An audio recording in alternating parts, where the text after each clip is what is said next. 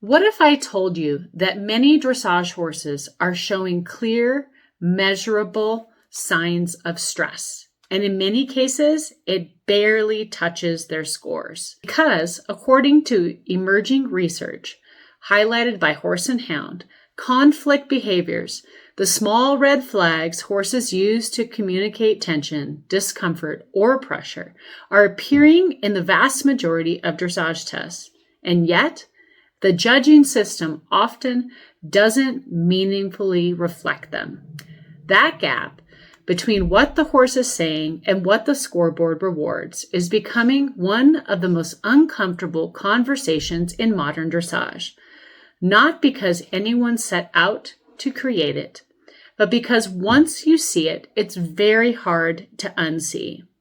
Today, we're going to walk through what the science actually found, why it matters more than many people realize, and the question quietly hanging over the sport right now. Are we truly listening to the horse, or are we still judging the picture? Horses don't file complaints. They don't speak our language. They communicate the only way they can, through their bodies, and often the signs are subtle. Researchers use the term conflict behaviors to describe the physical signals horses show when they are experiencing internal tension under saddle. We're talking about the things most riders have seen 1,000 times. A tail that keeps swishing, a mouth that won't stay quiet, ears that flick back and hold, a neck that tightens for just a moment, a jaw that opens against the contact. None of these, on their own, automatically means something is terribly wrong. That nuance matters. But when they appear repeatedly, in patterns across hundreds of horses, they start to tell a story. And that's exactly what this new wave of research sets out to examine. The study discussed wasn't based on gut feelings or internet debates. Researchers analyzed film dressage tests and systematically recorded conflict behaviors shown by competing horses. Then they did something very important. They compared those behaviors directly against the judges' scores. In other words, they asked a simple but powerful question. Does what the horse is showing actually affect what the judges reward? And the answer was complicated. Let's start with a number that makes many horse people sit back in their chairs. One major data set. Conflict behaviors appeared in 97.6% of movements analyzed. 97.6. That means almost every horse at some point in its test showed at least one sign of internal tension. Even more striking, horses showed 2 or more conflict behaviors in 83% of movements. No pause here. This does not mean all of these horses were in pain. It does not mean the sport is inherently abusive, but it does tell us something undeniably important. These signals are extremely common in modern competition dressage, and once you accept that, the question becomes unavoidable.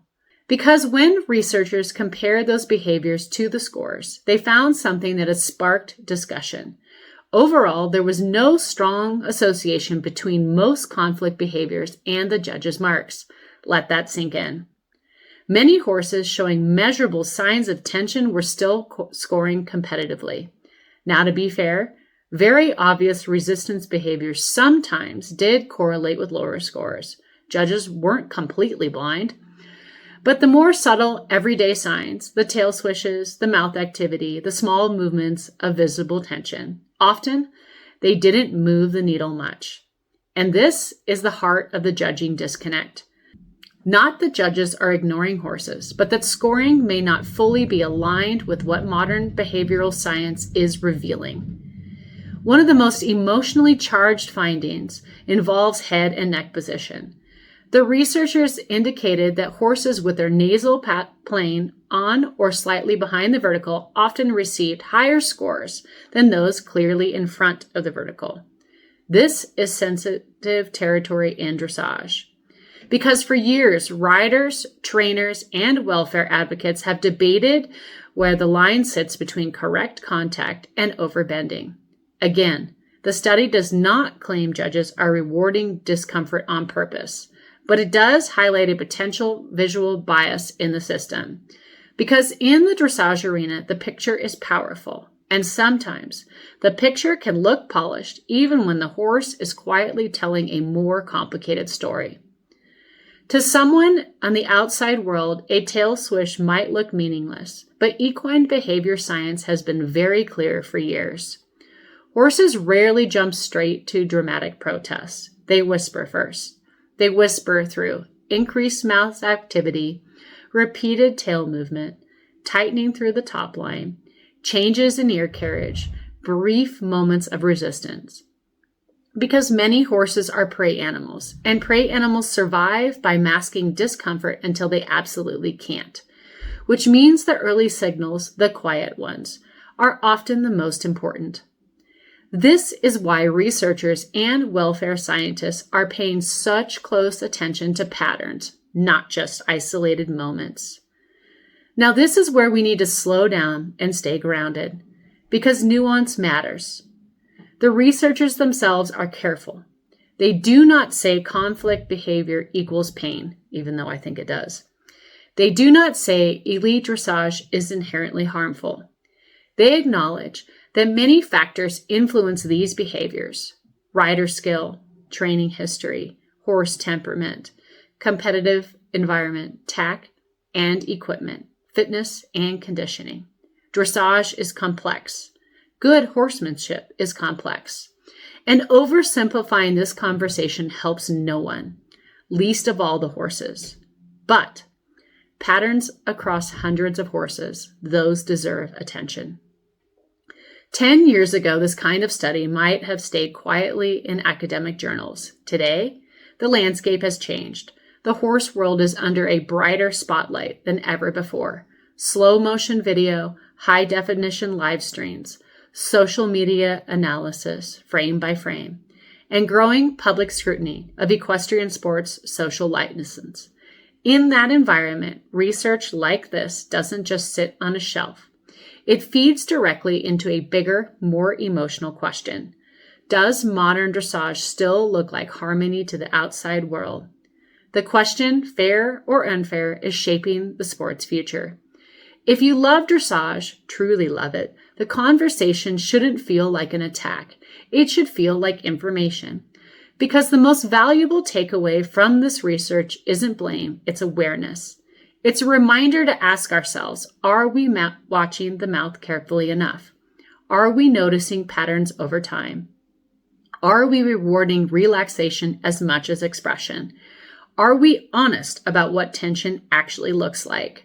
Great horsemanship has always evolved when knowledge improves, and the science of equine behavior is improving fast. At its best, dressage is breathtaking. It is supposed to represent the pinnacle of communication between horse and rider, lightness, harmony, willing partnership. But studies like this are quietly asking the sport to look in the mirror, not to tear it down, not to shame riders, but to ask one very uncomfortable, very necessary question. Is the system fully aligned with what the horses are telling us?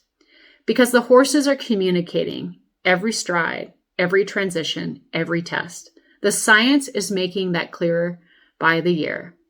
The modern dressage horse is incredibly trained, incredibly athletic, incredibly carefully produced. But at the end of the day, they are still horses, still sensitive, still honest in the way they use their bodies to speak. And maybe, just maybe, the future of the sport doesn't depend on bigger movement or higher scores.